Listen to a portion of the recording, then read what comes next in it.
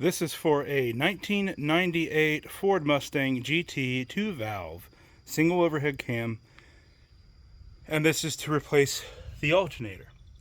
First, start by disconnecting the battery. The sizes for me was a 8mm and a 13mm, although I do not believe those are original. Next, come over to your tensioner and get the belt off. The tensioner is let me see if I can get my hand on it, this right here. Mine is an aftermarket, which I have a square drive. You may have a bolt to put a socket on to move it, and you would move it down towards the bottom of the car. Now, once you got the belt off, come up to the top and take these off of the bracket here. Now, on your vehicle, you may have a little latch that goes over these, and you can't just pull them straight up. Mine have broken off before I ever owned it. I do suggest that you do not take them off of the coil packs, because they do have to go back where they were. Those are for certain cylinders. So I just move mine out of the way. It doesn't really matter how they go in here, in the dividers here. Once you pull these out of the way, we only need to remove this one bolt to remove the alternator. However, it may be useful to take the bracket completely off by doing these other two bolts here. You can wiggle this out with only undoing this one bolt. Makes it a little bit more difficult though. If you do take the bracket off, you may have to move this. It's pretty easy. It's not tightly on there or anything. I've now taken the bracket off. All three bolts were 8mm, and this middle one here wasn't screwed in. It's not the right bolt for me, so it might not be an 8mm for you. I don't know how or who put the wrong bolt in there, but they did. The next thing you will be doing is removing the positive connection here. Once you get the positive terminal off, as long as you have your battery disconnected, you can do whatever you want with it. Now it looks like we're only 2 bolts away. This one here, and this one here. Now, in my case, I did not have to remove the water pump pulley. Make sure that this is your last bolt though. Make sure that that is your last bolt. And don't pull your alternator out just yet. There's 2 more connections you need to release.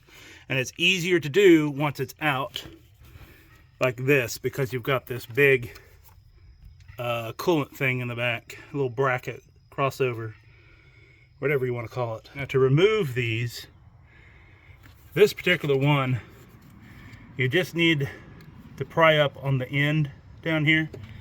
And this one is pretty much the same.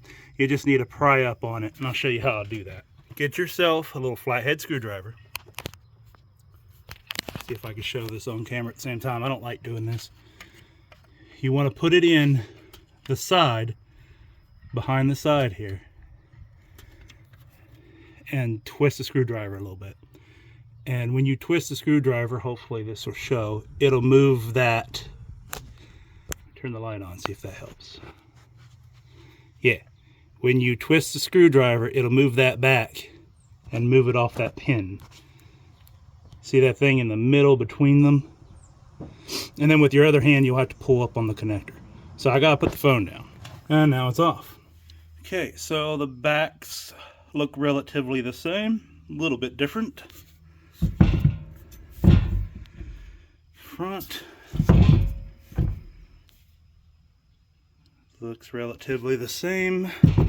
Other thing you want to look at is your pulley. Make sure it's the right pulley.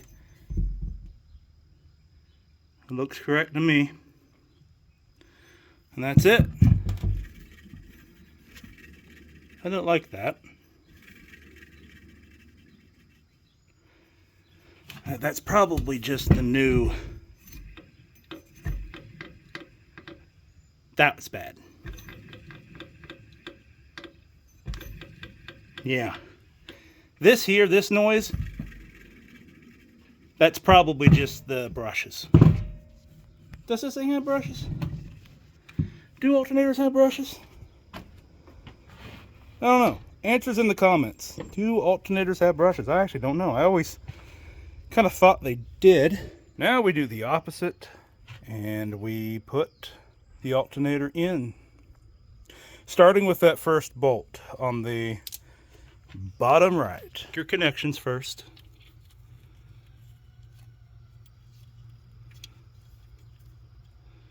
And it looks like I'm going to have to set it up in here just a little bit more for that one to reach.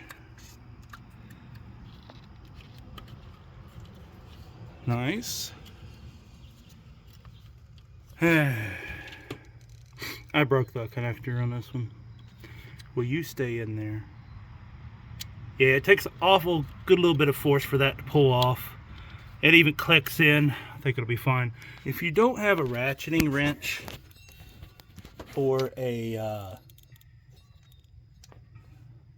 short socket that won't hit this flange, you can run this in by hand, but the weight of the alternator pushing down on it will cause it to be pretty stiff. So if you can, with one hand, lift the alternator a little bit and turn it in, you can get it most of the way. Don't tighten that one down until you have the other one in here, because it'll make it even harder for you to get this one in and lined up. But now that one's in, I can run it in.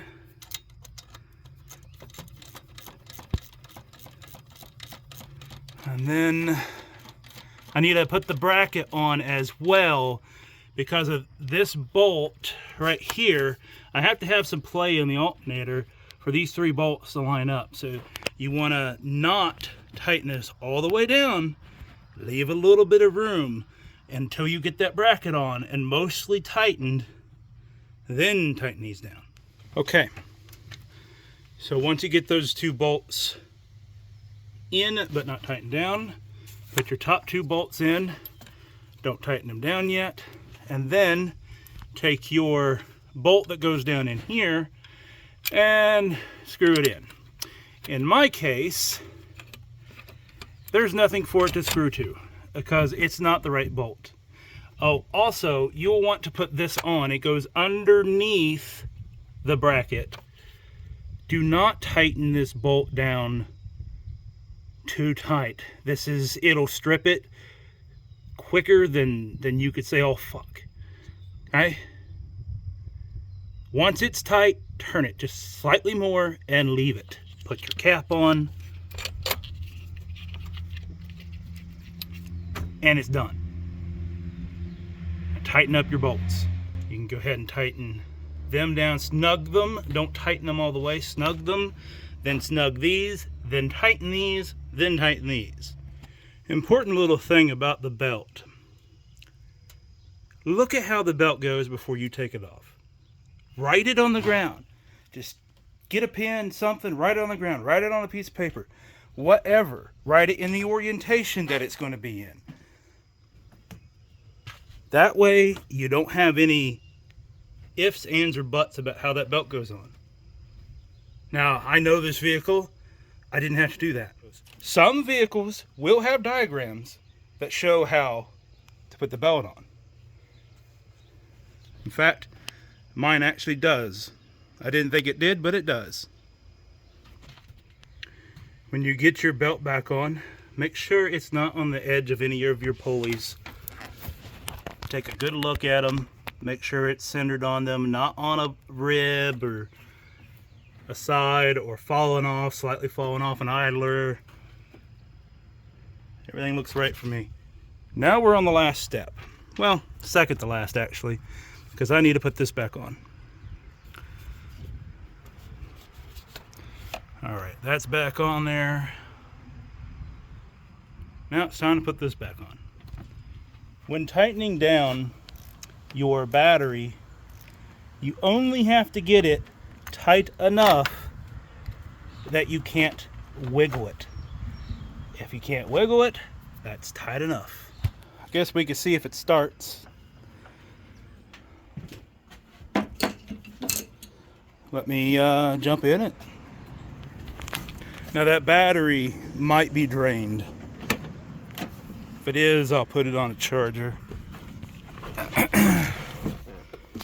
Let's see here.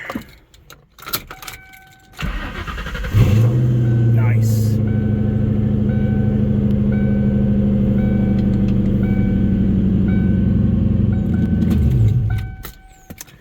Well, I'm happy about that, actually. Hold on a second. Something else I want to look at.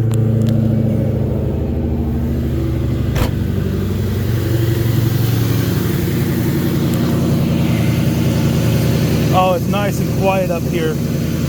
The old one was making a hell of a racket. Now it's nice and quiet. Oh. Nice.